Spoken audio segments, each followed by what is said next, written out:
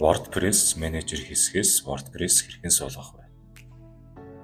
Цэсийг iTools цэгийн буюу хэрэглэгчийн системд та бүртгэлтэй мэйл хаяг болон нууц үгийг оруулснаар нэвтэрч орно.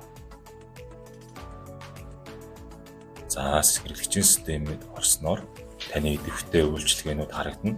WordPress хостын үйлчилгээ хэсгийн идэвхитэй товчин дээр дарж орно. Ингэснээр бүтээгдэхүүн удирдах хэсэг гарч ирэх ба WordPress Manager хэсгийн install товчийг дарж орно. За энэ хэсэгт орсноор домен нэр болон сайтын нэмэлт мэдээллүүд болон админ аккаунтын мэдээллүүдээ оруулж өгөх шаардлагатай. За нэмэлтээр Advanced хэсэгт вебийн тохиргооны мэдээллүүдийг оруулж өгөх шаардлагатай. За хэрвээ та WordPress сайтгүй бол эдгээр WordPress загваруудаас сонголтоо хийж авчтай. За ингэснээр WordPress install дарж суулгана.